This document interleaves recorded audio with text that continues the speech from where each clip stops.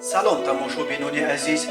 خلاصه خبرهای مهم هفتم اکتبر تاجیکستان را از پایگاه خبری بامداد برایتان پیشکش میکنیم. شروع میکنیم از یک نگاه کوتاه به سرخط خبری مهم روز در این برنامه. پاسخ به تهدید حمله طالبان تاجیک، ما تیاریم، بیایند پیشواز میگیریم. پیروزی ورزشگر تاجیک با عکس احمدشاه مسعود، او برایم قهرمان است. برکناری سفیر اوکراین در دوشنبه گنرال سویرتیوک بعد همگی 2 سال کار. پختن نکوریدی 200 سامونی تیهو حجت گیر که گویا کوریدی و سپوریدی. آغاز موسم نوی لطریه گرین کورت امریکا. غارتگری نابالغ در کوچه فردوسی و دزدی تلویزور در ترسونزاده و اکنون تفصیلات خبرها. جنگجویان تاجیکستانی که در افغانستان از طرف حرکت تندرو طالبان می جنگند گفتند که برای حمله به تاجیکستان آمادند. در این باره روز 6 اکتبر با تکیه به منابع جنگجویان تلگرام کانال روی دیگر میدان خبر داد. رهبر طالبان تاجیک از گروه جماعت انصارالله مهدی ارسلان اظهار داشت که برای حمله به تاجیکستان آماده است. خود مهدی رهبر چندین منطقه افغانستان را در مرز با نویه درواز و شمس‌الدین شاهین تاجیکستان است. گفته می شود در خبر یک افسر بلندپایه قشون‌های مرزبانی تاجیکستان روز 7 اکتبر در صحبت به پایگاه خبری بامداد اظهارات ارسلان در مورد آماده بودنش به حمله ها را باز یک اظهارات جنگ پروپاگاندیستی نامید که به گفته وی طالبان از زمان غصب افغانستان به ضد تاجیکستان پیش میبرند. ما به چنین تهدیدها عادت کردیم ولی هوشیاری را هم از دست نمیدیم. اگر از جانشان سیر شده باشند مرحمت بیایند، به طور لازم پیشواز میگیریم. بدانند که عقب دیگر بر نخواهند گشت، آخرت خود را در وطنشان خواهند یافت. همش اظهار داشت افسر تاجیک. مهدی ارسلان لقب محمد شریپوف نامزاده دهه شربگیان جماعت سفید چشمه نویه نورآباد و فرزند یک جنگجوی گروهی در تاجیکستان ممنوع جماعت انصارالله است که همراه یک فرزند دیگرش در آشوب سال 2011 در وادی رشت کشته شد. مهدی ارسلان نماینده نسل نو انصارالله است که بعد کشته شدن اساسگزار آن امرالدین تبارف رهبریش را به دست گرفته است. امرالدین تبارف در پایان سالهای 90 شرایط صلح بین اپوزیسیون و حکومت امام علی رحمان را نپذیرفته به افغانستان رفت و این گروه تندرو را تشکیل داد. مقامات تاجیکستان قبلا گفته بودند که تبارف سال 2015 در جنگ‌ها در شمال افغانستان کشته شد. تهدید حمله به تاجیکستان از جانب رهبر انصارالله در پس منظر اختلاف جدی بین حکومت تاجیکستان و رهبران طالبان صدا داد. دوشنبه طالبان را به تبدیل دوباره افغانستان به لانه تروریسم بین المللی عیبدار کرده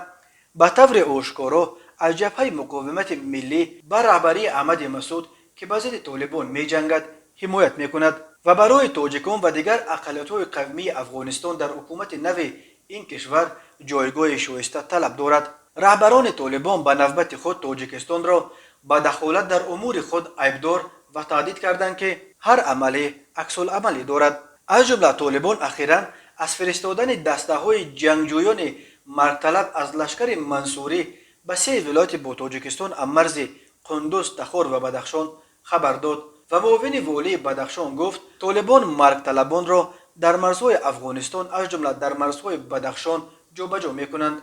ساکنان تاجیکستان چند روز پیش در آن سوی دریای پنج حرکت جنگجویان مسلح را مشاهده و به تلفن‌های خود ثبت کردند. هنوز روشن نیست که این سلاح بدستان با نام مرگ‌طلبان از لشکر منصوری بودند یا جنگجویان تحت فرمان مهدی ارسلان که آمادگیش برای حمله به تاجیکستان را اعلام کرده است.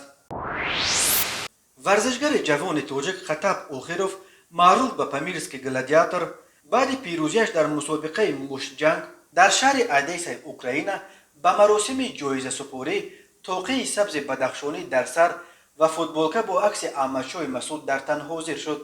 پیروزیم را به این شعر پنجشیر به احمدشاه مسعود میبخشم. او برای من همیشه زنده و همیشه قهرمان است، اظهار داشت خطاب اوخیروف که همگی 20 سال دارد و تازه قدم‌های اولش را در عرصه ورزش کسبی می‌گذارد. در این اواخر این بار اول نیست که ورزشگران تاجیک در مسابقات بین المللی با عکس‌های احمدشاه مسعود و پسرش احمد مسعود همراه خود را به تاجکان افغانستان به نمایش می‌گذارند. روز 11 سپتامبر رزمنده تاجک شهباز میرزازاده در مسابقات روسک کولک یا مشت روسی در سنت پتربورگ غالب آمد. برای نمایش همبستگیش با مردم پنشیر نیز فوتبالکا با عکس احمد مسعود پسر احمدشاه مسعود و رهبر جبهه مقاومت ملی افغانستان را بتن کرد. 17 سپتامبر رزمنده جوان تاجک سمندر مرادوف که با کتف برآمده و دست آویزان در مسابقات AFC که به یاد عبدالمناف نورمحمدوف پدر و مربی فقید رزمنده شورچار داغستانی حبیب نورمحمدوف بخشیده شده بود، صاحب جای اول و عنوان قهرمان این مسابقات شد. نیز همراهی خود را به نیروهای جبهه مقاومت ملی افغانستان که به ضد طالبان می‌جنگیدند به نمایش گذاشت. پرزیدنت اوکراین ولادیمیر زلنسکی روز 6 اکتبر با فرمان رقم 512 گنرال لیتنانت واسیلی سویردیوک را از مقام سفیر اوکراین در تاجیکستان و افغانستان برکنار کرد. درباره سبب برکناری سویردیوک رسما چیزی گفته نشده است، ولی این تصمیم در پس منظر تغییر کل وضع حربی و سیاسی در افغانستان و به مشکل دچار شدن دهها اوکراینی که باید از افغانستان بیرون کشیده می شدند گرفته شد. بنا به خبرها یک گروه شهروندان اوکراین نتوانستند سر وقت ترک کابل کنند و به بالای این هواپیمایی را که با تأخیر برای بیرون کشیدن آنها فرستادند در کابل یک گروه سلاح به دست غصب کرده با آن هواپیما آدمان خودش را از کابل به دبی بردند. به این ترتیب واسیلی سویردیوک در مقام سفیر اوکراین در دوشنبه سویردیوک را به رهبری سفارت اوکراین در دوشنبه پرزیدنت قبلی اوکراین پیوتر پوراشنکو در یکی از آخرین روزهای پرزیدنتیش تعیین کرده بود. یادآور می‌شویم سفیر قبلی اوکراین در دوشنبه ویکتور نیکیتیوک در این مقام از سال 2012 تا 2018 بیش از 6 سال کار کرده بود. واسیلی سویردیوک گنرال لیتنانت دکتر علم‌های حربی و پروفسور بوده. تا تعییناتش به دوشنبه معاون اولی رئیس خدمات دولتی مبارزان اوکراین بود. سویردیوک سالهای 80 در جنگ افغانستان اشتراک کرده صاحب اردن جنگی ستاره سرخم شده است. گنرال سویردیوک رهبری سفارت اوکراین را در دوشنبه پایتخت کشور بر عهده داشت که اکثر مقامات و مردمش آشکارا هوادار روسیه هستند و آن هم در حالی که روابط اوکراین با روسیه به دلیل اشغال نیم جزیره کریم و پشتیبانیش از جداطلبان در ولایت‌های دونتسک و لوهانسک چند سال باز وارد تنش خیلی جدی شده است و سویردیوک به عنوان سفیر اوکراین میبایست در تاجیکستان هوادار مسکو و منفعت‌های اوکراین حمایت کند. سویردیوک سال 2014 در پی اشغال کریم و شروع جنگ‌ها در شرق اوکراین داوطلبانه به خدمت حربی برگشت و از نوامبر سال 2014 تا بهار سال 2019 یعنی تا تعیین شدنش به مقام سفیر در دوشنبه معاون اول رئیس خدمات دولتی مرزبانی اوکراین بود. ساکنان نویه وخش میگویند رئیسان جماعت‌ها خواجگی‌های خرد دهقانی را که در زمین‌هایشان امسال پخته نکوریدند مجبور دارند که برای هر تانه پخته 200 سامانی بسپارند. یک ساکن جماعت وحدت به پایگاه خبری بامداد گفت رئیس این جماعت به نام مظفر و معاونش عبدالشکورف عبدالستار خانه به خانه گشته از رهبران خواجگی‌های دهقانی 200 سامانی طلب دارند. آنها گفتند که با این 200 سامانی آنها از یگان کارخانه پخته حجت قبول حاصل پخته میخرند و به دولت پیشنهاد میکنند که گویا این خواجگی دهقانی پخته کوریده به دولت 1 تونه پخته سپریده است، ولی وقتی که ما پخته نکوریده باشیم چه در کار این خاکپاشی به چشم دولت. یک منبع آگاه در مقامات نوع بخش به بامداد گفت ظاهراً رئیسان جماعت‌ها را یک سبقت از جانب رئیس این نوعه اعلان شده برای بالا نشان دادن حاصل پخته خواجگی‌هایشان چنین فعال کرده است. در نوعه بخش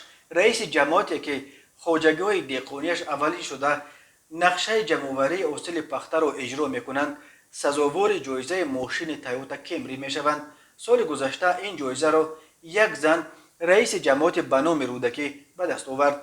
رئیس آن وقته جماعت وحدت دولت قاسموف سال گذشته برای جای سیوم صاحب ماشین اوپل استرا جی شده بود که آن را 50,000 سامانی فروخت. مظفر به جای دولتوف که حالا با جرم زمین فروشی حبس شده است رئیس جماعت وحدت تعیین شد. ساکنان میگویند انداز خواجگی‌های دهقانی خود را سر وقت می‌سپارند و طبق قانون یگان مقامات حق ندارد که آنها را به کشتن این یا آن نوع زراعت مجبور کند. ما ضد کار دیدن پخته هم نیستیم، ولی در واقع شرایطش را نداریم. مردم از زمین‌های خود اساساً گندم و در حاصل دوم جوار مکه می‌کارند، چون که خراجاتش کمتر است. شدگار میکنی میکاری، چند بار آب و چند بار دارو میدهی، تمام. حاصل که رسید میدروی، اندازش هم کمتر است.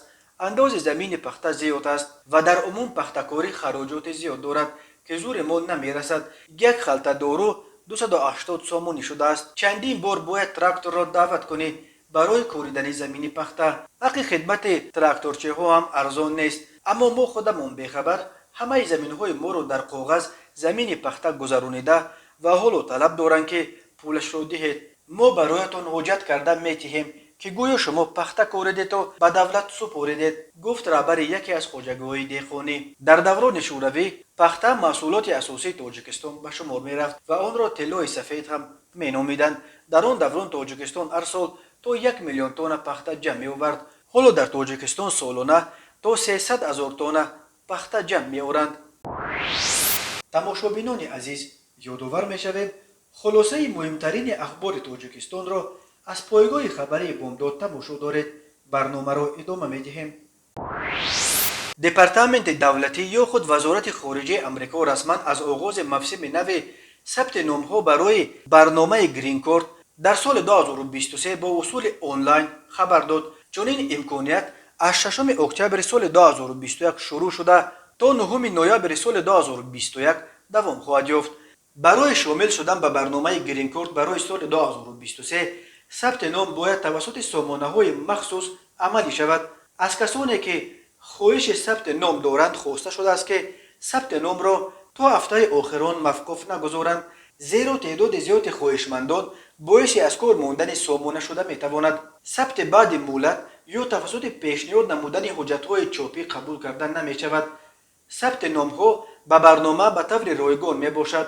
تاکید شده است در اعلانی که سفارت امریکا در تاجیکستان نشر کرده است. هر سال امریکا به 50,000 نفر از سراسر جهان توسط لاتاری برنامه گرین کارت حق اقامت میدهد. از جمله هر سال از تاجیکستان نیز بنا به حساب‌ها تا 500 نفر برای زندگی دائمی به امریکا میکوچند. ولی اگر سالهای قبل توجه به کوچیدن به امریکا برای زندگی دائمی در تاجیکستان به فرق از برای مثال ازبکستان خیلی کمتر مشاهده میشد، حالا شماره داوطلبان به دست آوردن حق اقامت در آن سوی اقیانوس در تاجیکستان نیز خیلی افزوده است و حتی دهها شرکت‌های پیدا شدند که کارشان پر کردن حجت‌های لازمه داوطلبان شرکت در لاتاری گرین کارت امریکاست. چند سال پیش آمار نشر شد که بر اساس آن از ابتدای عصر 21 بیش از 5,000 نفر از زادگان تاجیکستان حق اقامت و حتی شهروندی امریکا را به دست آوردند. به شعبه وزارت کارهای داخلی یکی در نوع فردوسی با عریضه زن 46 ساله ساکن پایتخت مراجعت نموده است که روز 7 سپتامبر سال 2021 تخمینا ساعت 17:30 در کوچه فردوسی پایتخت شخصان نامعلوم با راه زورآوری از دست دختر نابالغ 16 سالش یک عدد تلفن موبیلی تمغه سامسونگ A12 را تصرف نموده از جای حادثه غیب زدند. در نتیجه گذرانیدن چاره‌بینی‌های اپراتیوی جستجویی از جانب کارمندان میلیسیا، نابالغ 16 ساله ساکن شهر دوشنبه با گمان صادر نمودن جنایت غارتگری دستگیر کرده شد. از روی این حادثه تفتیشات ادامه دارد. و حالا یک مرور کوتاه به اخبار کریمینالی و حادثه‌های ناخوش روز. به شعبه وزارت کارهای داخلی در شهر ترسانزاده با عریضه مرد 40 ساله ساکن امین شهر مراجعت نموده است که 26 سپتامبر سال 2021 تخمینا ساعت 6:50 شخصان نامعلوم با راه پنهانی به خانه استقامتیش در آمده از آنجا یک عدد تلویزیون تمغه LG را دزدیده از جای حادثه غیب زدند. ضرری رسانیده شده 7,000 سومانی را تشکیل می‌دهد. هنگام گذرانیدن چاره‌بینی‌های اپراتیوی جستجویی از جانب کارمندان میلیسیا، مرد 38 ساله ساکن جماعت دهات قرطاق شهر مذکور با گمان صادر نمودن جنایت دزدی دستگیر کرده شد. از روی این حادثه تفتیشات ادامه دارد. تماشابینان عزیز، این بود مرور به خلاصه چند خبر مهم امروز تاجیکستان، خبر و گزارش‌های بیشتر از تاجیکستان و درباره تاجیکستان و اطراف آن را در سامانه پایگاه خبری بامداد در این نشانه پیگیری نمایید. www.bamdad.com. خوش باشید.